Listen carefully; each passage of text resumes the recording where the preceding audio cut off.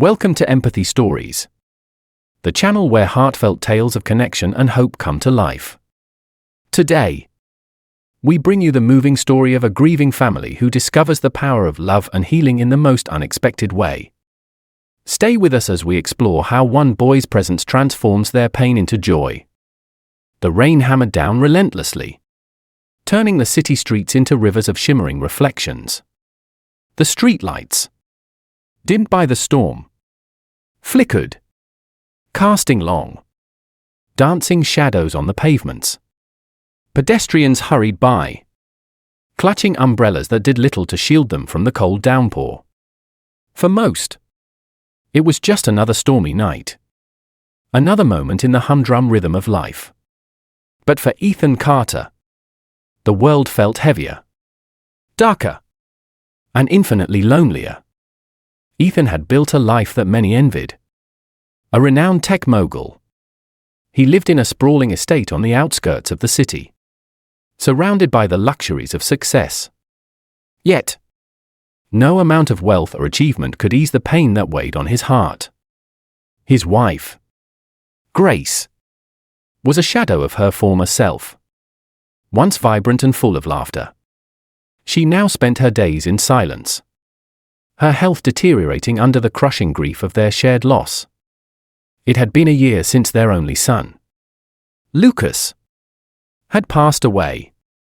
A bright, spirited boy with a passion for music and a laugh that filled every corner of their home.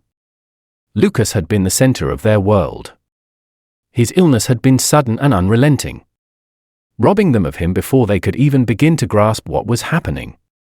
In his absence, the house had grown eerily quiet, and Grace had retreated into herself, her health declining in a way that terrified Ethan. That evening, as the storm raged on, Ethan drove aimlessly through the city in his sleek black car. The windshield wipers struggled to keep up with the rain, and the rhythmic thudding of the storm matched the heaviness in his chest. His thoughts drifted to Grace, to Lucas, to the life they had once shared. The weight of it all threatened to overwhelm him when, out of the corner of his eye, he spotted a small figure huddled beneath a lamppost. The boy was drenched, his thin frame trembling in the cold. Something about him, perhaps the way he curled into himself, or the defeated tilt of his head, compelled Ethan to slow down. He pulled over and hesitated for a moment, unsure of what to do. Finally, he stepped out, the rain soaking through his coat almost instantly. "Hey!" Ethan called out, his voice firm but not unkind. The boy flinched and looked up, his wide brown eyes filled with fear and uncertainty. Ethan took a step closer, his heart tightening at the sight. "What are you doing out here? It's freezing." "I'm sorry," the boy murmured, his voice barely audible above the storm. "I just needed somewhere dry." Ethan hesitated, torn between concern and practicality. The boy looked no older than 10, his clothes soaked through and his cheeks pale from the cold. For a moment, Ethan was reminded of Lucas, of the way his son used to sit quietly when he was upset, his big brown eyes searching for reassurance. "What's your name?" Ethan asked, his tone softening. "Caleb," the boy replied hesitantly. "Caleb," Ethan repeated, tasting the name as if it held some deeper meaning. "Get in the car. You'll catch your death out here." Caleb hesitated but eventually nodded, his movement slow and cautious. Once inside, Ethan turned the heat up and glanced at the boy, who sat huddled in the passenger seat, shivering despite the warmth. When they reached the Carter estate, Ethan led Caleb inside. The warmth of the grand foyer, with its glittering chandelier and polished marble floors, seemed to startle the boy. He glanced around, his wide eyes taking in the opulence. But he said nothing. Ethan called for the housekeeper to prepare a warm bath and some clean clothes, then watched as Caleb disappeared down the hall. Later, when Caleb emerged, clean and dressed in clothes several sizes too big, Ethan felt his breath catch. There was something strikingly familiar about the boy, the curve of his face, the way his hair curled damply at the edges. It was a fleeting resemblance to Lucas, and it tugged at Ethan's heart in a way he hadn't expected. That night, as Caleb sat at the dinner table, eating quietly, Ethan found himself unable to look away. There was a quiet strength in the boy, a resilience that seemed far beyond his years. For the first time in what felt like forever, Ethan felt a flicker of something he hadn't dared to hope for: the connection. As he walked Caleb to the guest room, he paused at the door. "You can stay here tonight," Ethan said gently. "We'll figure everything out in the morning." Caleb looked up at him, his brown eyes soft with gratitude. "Thank you, sir," he whispered. Ethan nodded, his throat tight. As he walked away, he couldn't shake the feeling that this boy had come into their lives for a reason. And for the first time in a long time, he allowed himself to hope.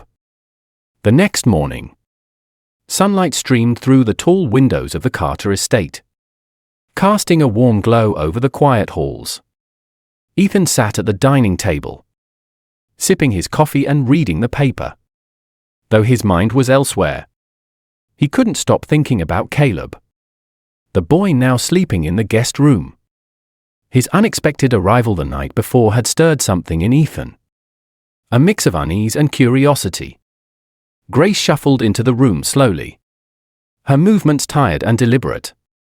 Her once bright eyes were dull, and the soft grey robe she wore seemed to hang loosely on her frail frame. Ethan rose to help her into her chair, his touch gentle but filled with concern. "Who's the boy?" she asked softly, her voice thin but curious. Ethan hesitated. "His name is Caleb. I found him out in the storm last night. He needed shelter." Grace nodded absently, her gaze distant as she stirred her tea. Her energy was waning more by the day, and Ethan could see the toll grief had taken on her. She rarely left her room anymore, and when she did, it was as if her presence in the house was more ghostly than real.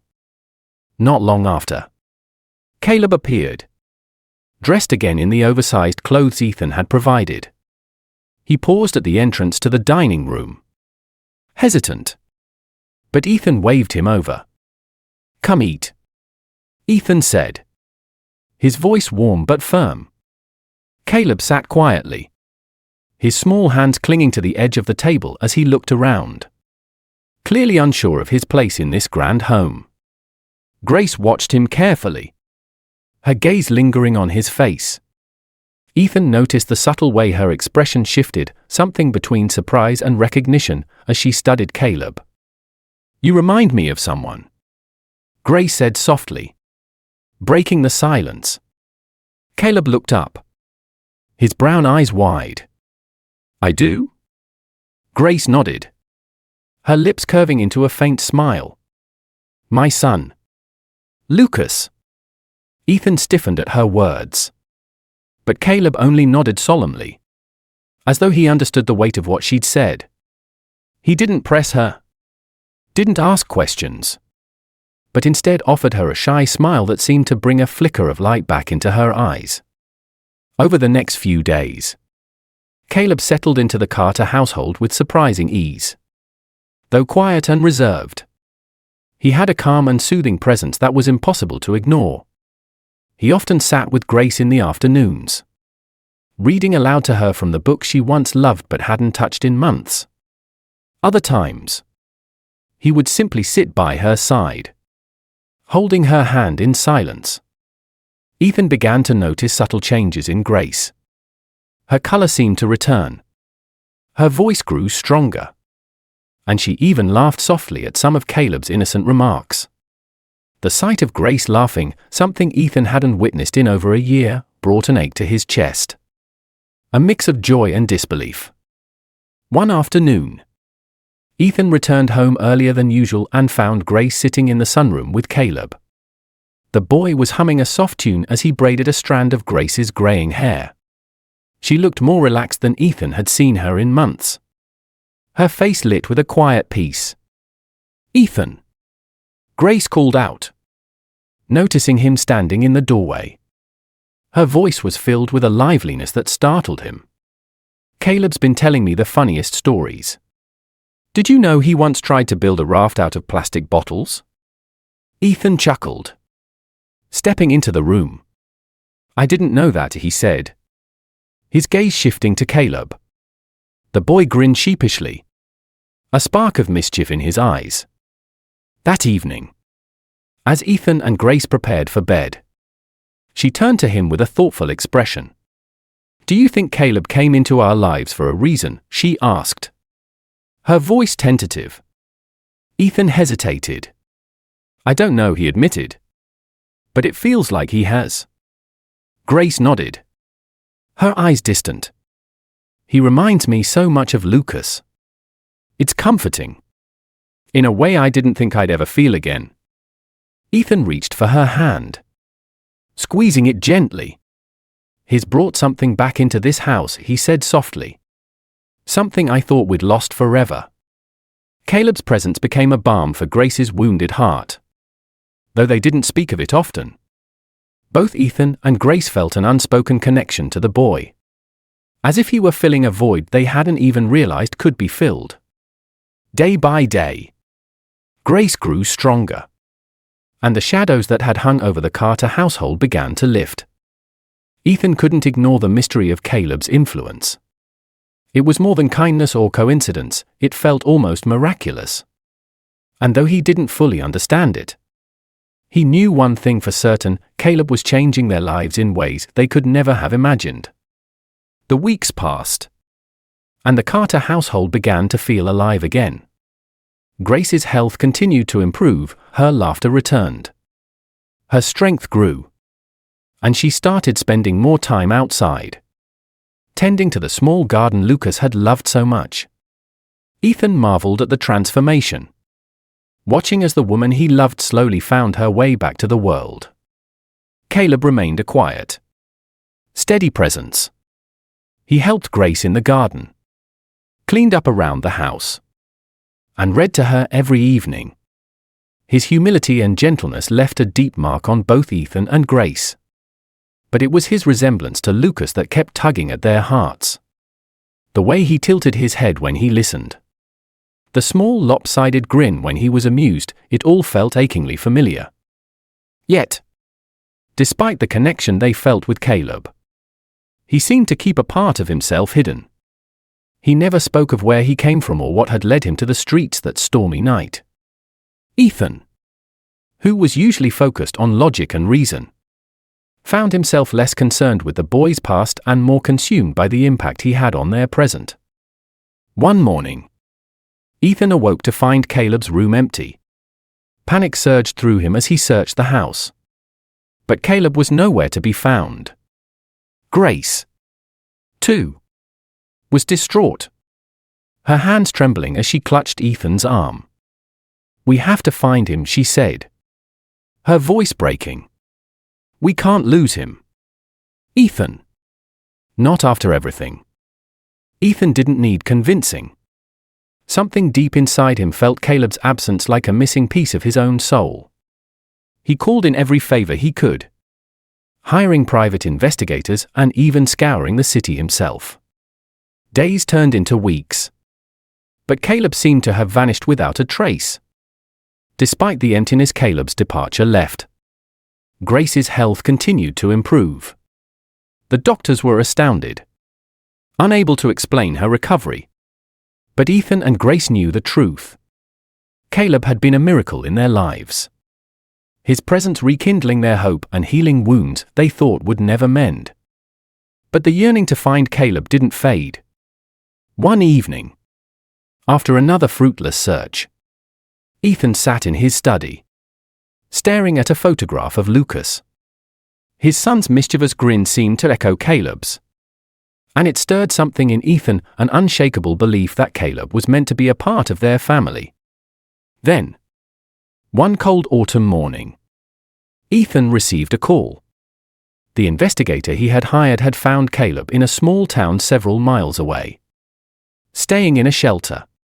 Ethan wasted no time, driving through the crisp morning air with Grace by his side. When they arrived, they found Caleb sitting alone on the steps of the shelter, his head bowed. "Caleb," Ethan called softly. The boy looked up, startled, and for a moment, his wide brown eyes filled with fear. But then he saw Grace, who stepped forward, her arms trembling. "We've been looking for you," she said, her voice thick with emotion. "Please, come home with us." Caleb hesitated, his gaze flickering between them. "Why?" he asked quietly. "I'm just a boy you helped. I don't belong with you. You belong with us," Grace said firmly, tears spilling down her cheeks. "You've given us so much more than you realize. Caleb, we don't just want to help you. We want you to be part of our family." Ethan knelt beside Caleb, his voice steady. "There's something about you, something that brought hope back into our lives when we thought it was gone forever. Please, Caleb, let us be your family." Caleb's shoulders sagged, and for a long moment, he was silent. Then, slowly, he nodded. "Okay," he whispered. Bringing Caleb back to the Carter estate felt like a homecoming. Grace doted on him, cooking his favorite meals and teaching him how to care for the garden. Ethan took him to Lucas's old room, now freshly painted and filled with new furniture. And Caleb's face lit up in a way that made Ethan's chest tighten with emotion. In the months that followed, the Carters' lives became a tapestry of love, laughter, and healing. Caleb thrived under their care, his once guarded demeanor softening as he embraced his place in their family. Ethan and Grace, in turn, found a renewed sense of purpose. Their grief transformed into gratitude. The connection they felt to Caleb remained as strong as ever. And though they never fully understood the mysterious bond between him and Lucas, they stopped questioning it. Some things, they realized, were simply meant to be. Years later, as they sat together under the blooming apple tree in the garden, Caleb laughed at one of Ethan's stories, his voice rich and warm. Grace leaned into Ethan, her heart full. "Do you think Lucas would have loved him?" she asked softly. Ethan smiled, his gaze fixed on Caleb. "I think he would have seen what we see," he said. "A boy who brought us back to life." And in that moment, they knew they had found something extraordinary, a second chance at family. Born from love, loss, and the unshakable belief in the power of hope. Thank you for watching today's story on Empathy Stories. We hope it touched your heart and reminded you of the extraordinary power of love and compassion. If you enjoyed this tale, please like, share, and subscribe for more inspiring stories that celebrate the beauty of human connection. See you in the next video.